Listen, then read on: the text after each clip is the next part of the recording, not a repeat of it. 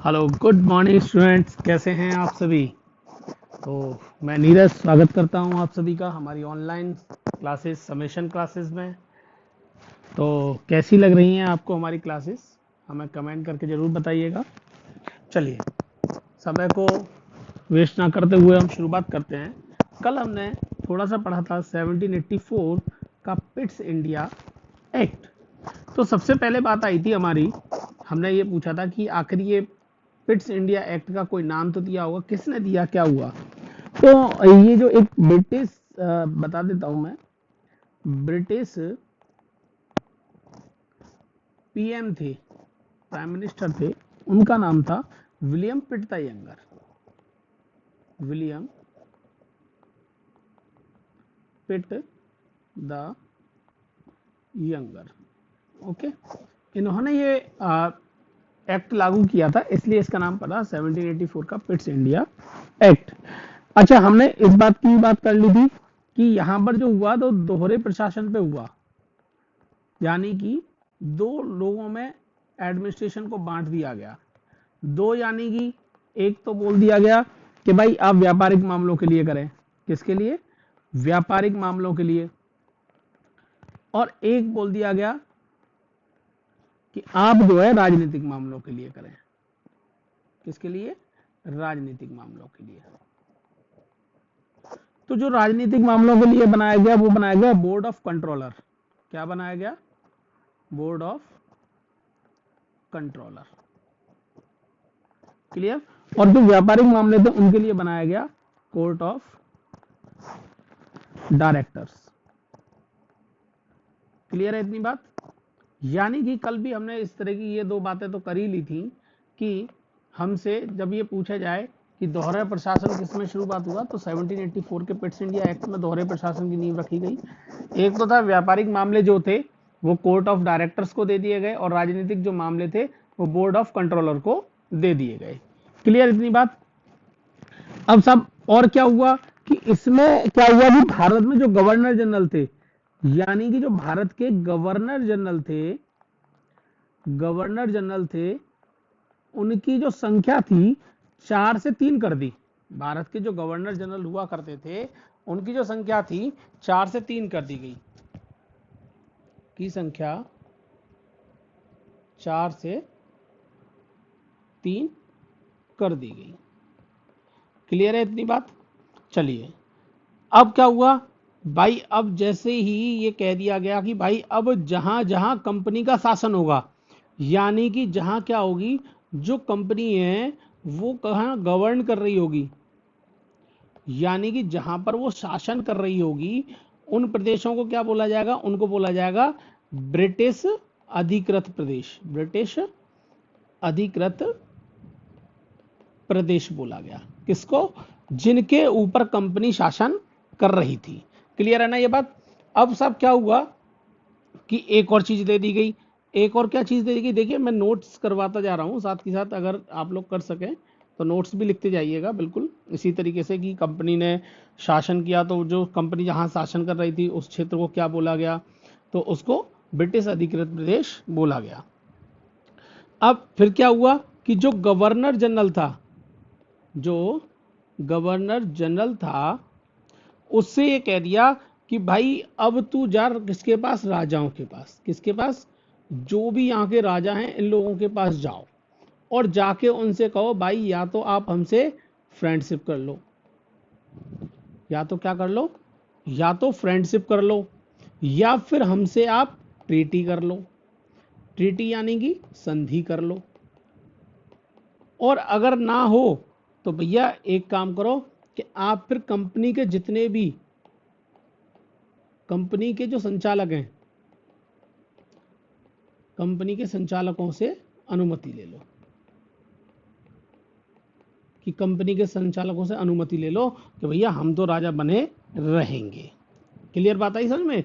यानी कि जो गवर्नर जनरल था उसने राजाओं के लिए बोल दिया कि भैया आप एक काम करो कि आप जाओ, गवर्नर जनरल जाए कहाँ? राजाओं के पास, और राजाओं से कहे भैया या तो फ्रेंडशिप कर लो हमसे, या ट्रीटी कर लो, या फिर कंपनी के संचालकों से अनुमति ले आओ। क्लियर है इतनी बात? चलिए, बहुत अच्छा। अगली बात क्या की गई कि इंग्लैंड में जो 6 कमिश्नर थे, जो इंग्लैंड में जो 6 कमिश्नर थे, यानी कि कमिश्नर को आयुक्त बोला जाता है, जो आयुक्त थे उनके लिए क्या हुआ, एक नियंत्रक बोर्ड बना दिया। इनके लिए क्या हुआ, एक नियंत्रक बोर्ड बना दिया। उनके लिए क्या बना दिया गया, एक नियंत्रक बोर्ड बना दिया गया। अब इस बोर्ड का भी कोई नाम दिया गया होगा, बिल्कुल दिया गया साहब। इस बोर्ड को बोला गया बोर्ड ऑफ कंट्रोल। क्या बोला गया, बोर्ड ऑफ कंट्रोल। बात आ रही है ना समझ में।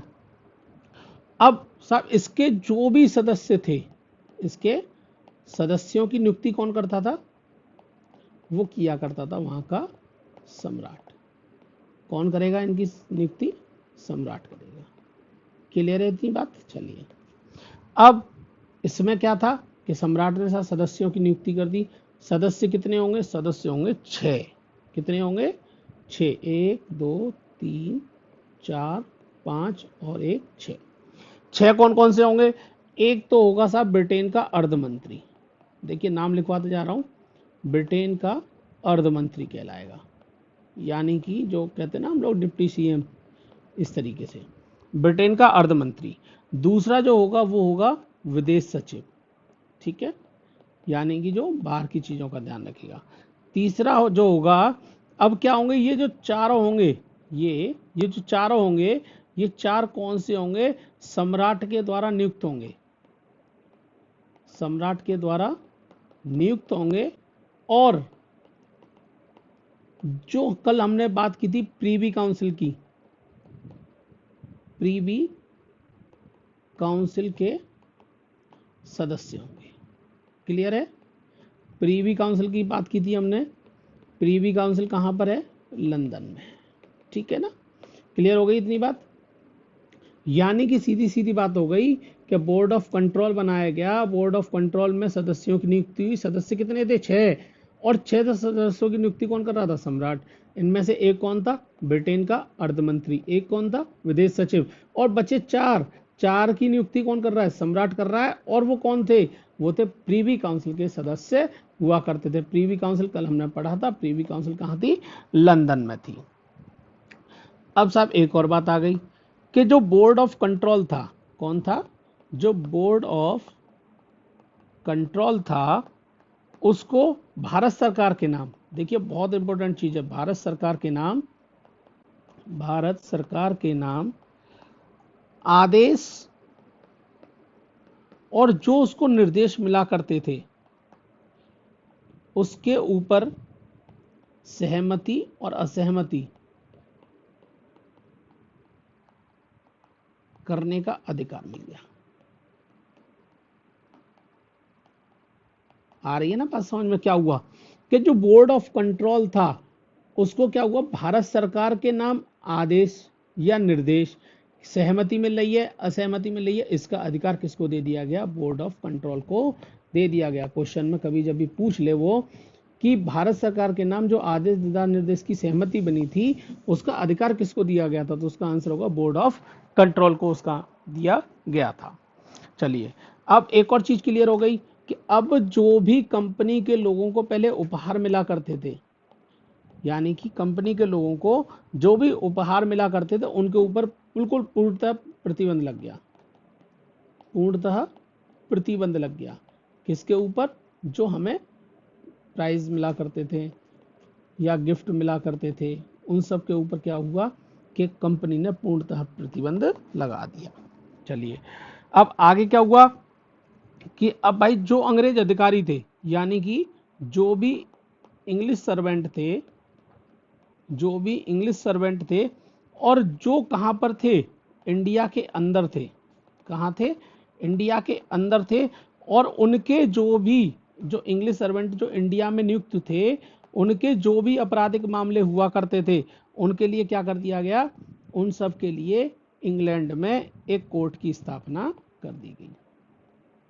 उनके लिए इंग्लैंड में एक कोर्ट की स्थापना हुई। इतनी बात आ रही है ना समझ में। उनके आपराधिक मामलों के लिए। चलिए, इतनी बात आई क्लियर। यानी कि कंपनी के जो लोग थे उन पर पूर्णतः प्रतिबंध लगा दिया गया, भाई आप किसी भी प्रकार का प्राइज या गिफ्ट स्वीकार नहीं करेंगे। उसके अलावा जो इंग्लिश सर्वेंट थे उनके लिए, उनके आपराधिक मामलों के लिए और इंग्लैंड में कोर्ट की स्थापना कर दी गई। चलिए खैर आगे बात करें, इतना समझ में आ गया ना। ये था हमारा पिट्स इंडिया एक्ट। अब बात करें हम लोग 1786 का अधिनियम का अधिनियम। देखिए आप लोगों को वही चीज कराई जा रही है जो एग्जाम में आती है, और आप लोग भी हमें बताइए कमेंट बॉक्स में कि और हम लोग क्या इसमें आपको बताएं जो भी हो। चलिए, अब इसमें 1786 में ज़्यादा कुछ था नहीं। 1786 में क्या हुआ कि इसमें जो गवर्नर जनरल था, जो गवर्नर जनरल था, उसको क्या हुआ कि इसको जो वहाँ का सेनापति हुआ करता था उसकी शक्तियाँ मिल गई। जो सेनापति हुआ था उसके तरीके की शक्तियां मिल गई, यानी कि अब जो सेना का नेतृत्व करेगा वो कौन करेगा? जनरल गवर्नर करेगा। और दूसरी बात, अब इसको जब सेनापति की मिल गई भाई, तो क्या करेगा? सेनापति क्या करता था? सबको पता है कि राजा महाराजा के टाइम पे सेनापति होता था, वही बताता था कि भाई हमारी देश के ऊपर किसी ने आक्रमण कर दिया, तो राजा सेनापति को भार बोझ डाल दिया करता था कि आप लोग उस चीज को देखो, आपको क्या करना है। तो ऐसे ही गवर्नर जनरल को 1786 के अधिनियम में ये शक्तियां दे दी गई कि सेनापति अब क्या करेगा? कोई भी विषम परिस्थिति आती है, कोई भी कैसी भी विषम परिस्थिति आती है, तो उसके ऊपर जो भी सुनवाई करेगा या जवाबदेही होगी वो किसकी होगी? वो सेनापति की, यानी कि गवर्नर जनरल की होगी। चलिए, इतनी बात आ गई समझ में। चलिए अब आगे की बात करें, हम लोग आगे की बात करते हैं 1793 की। इसमें एक राजपत्र आया, समझिएगा इसको, 1793 का राजपत्र, जिसमें कि क्या था कि राजपत्र भी देखिए किस तरीके का था। जैसे एक चार्टर हुआ करते थे, इसी तरीके डॉक्यूमेंट्स हुआ करते थे, यानी कि जिनमें रूल रेगुलेशंस लिखा रहते थे, सारी चीजें इसमें थी। तो इस राजपत्र में, या चार्टर, कंफ्यूज मत होना, या चार्टर भी बोल सकते हैं, इस चार्टर में क्या क्या दिया गया 1793 के चार्टर में? पहला, जो कंपनी थी, कंपनी के जितनी भी यानी कि जो भी आगे की कंपनी के लिए बोल दिया गया कि भाई आगे आप लगातार चलते चलिए, कोई दिक्कत नहीं है, 20 वर्षों के लिए उसका आधिकारिक क्षेत्र बढ़ा दिया। यानी कि अब 20 साल कंपनी और काम कर सकती है, कहाँ? इंडिया में। बढ़ा दिया गया। चलिए, ये बात क्लियर हो गई।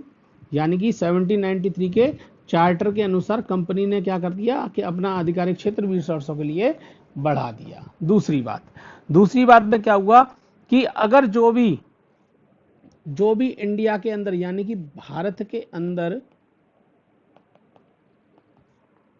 जो भी विधि विधान या प्रशासन का काम होगा, जो भी विधि विधान या प्रशासन का काम होगा, उसके लिए एक अलग से न्यायालय की व्यवस्था की गई। उसके लिए अलग से क्या बना दिया? एक न्यायालय अलग बना दिया, अलग एक न्यायालय बना दिया गया। 1793 का इंपॉर्टेंट है, काफी पूछा जाता है क्या क्या अधिनियम थे, क्या क्या उसमें रूल रेगुलेशन बने। उसके बाद अब क्या कह दिया गया कि जो गवर्नर जनरल होंगे, उनकी जो परिषद होंगी, परिषद की जो सदस्यता लेंगे, उनकी योग्यता के लिए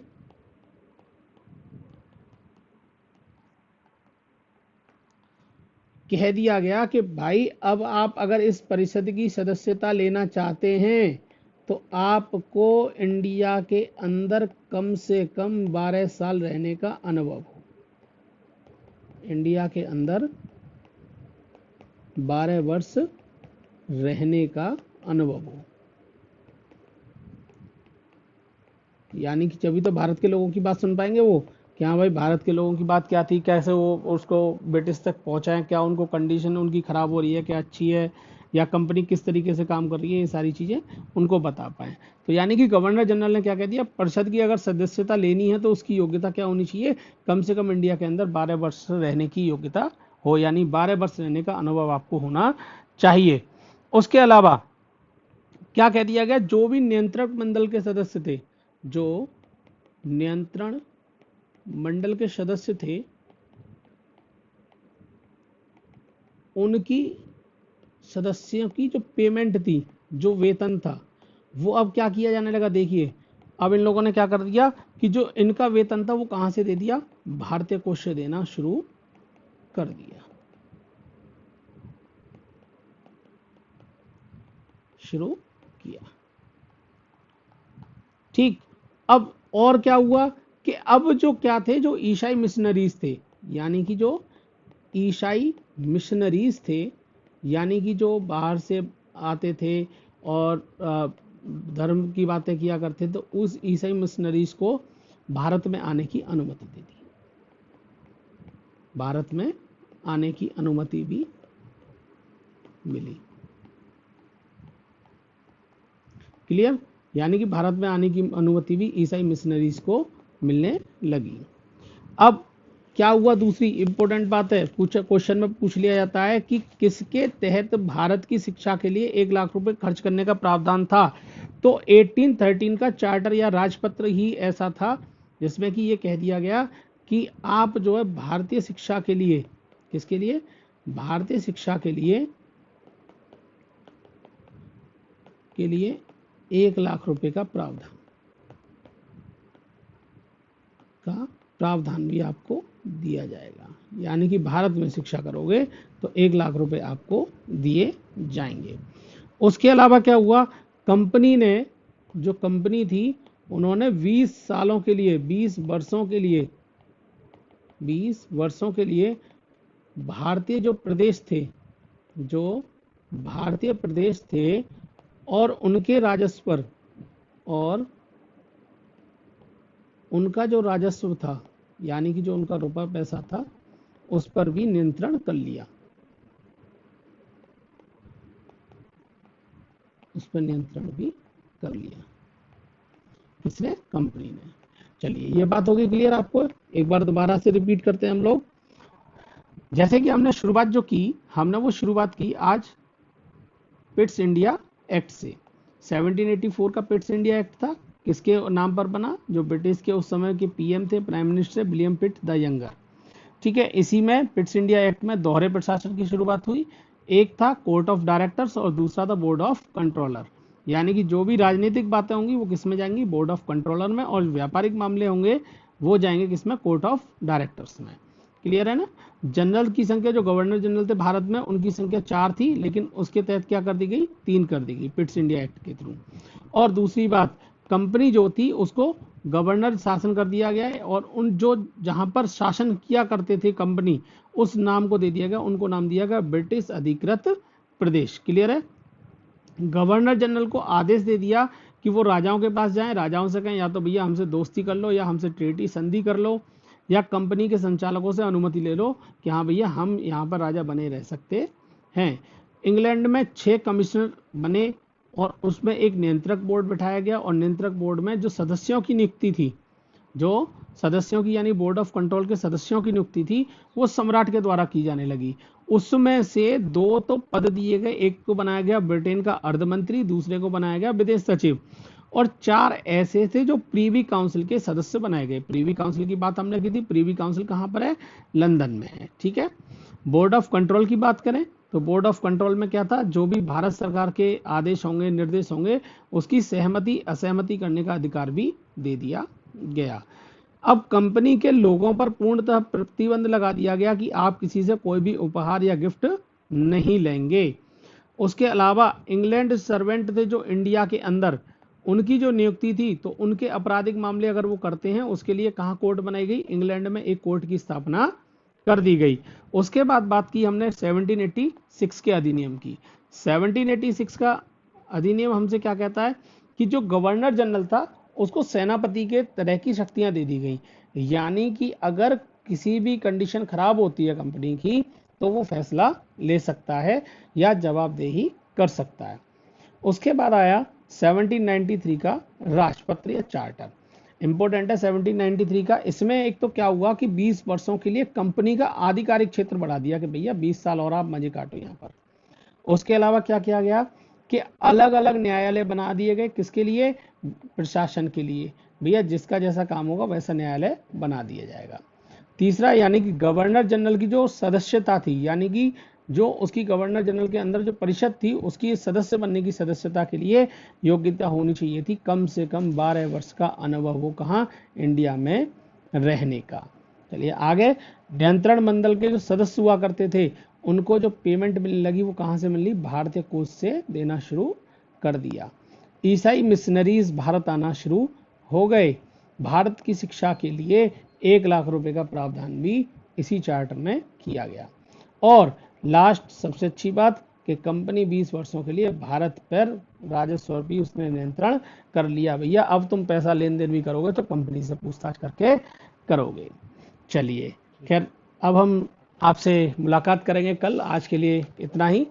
कल आप लोग तैयार रखिएगा, हम लोग शुरू करेंगे नया टॉपिक 1833 का चार्टर। 1833 का चार्टर हम लोग कल बात करेंगे। और आप लोग हमारे चैनल को फॉलो करिए, सब्सक्राइब करिए, लाइक करिए और बने रहिए हमारे साथ। हम लोग लगातार कोशिश कर रहे हैं कि आपको हर वो चीज़ दे पाएँ जो आप चाहते हैं। सभी एग्ज़ाम की हम लोग प्रिपरेशन करा रहे हैं और बने रहिए। धन्यवाद।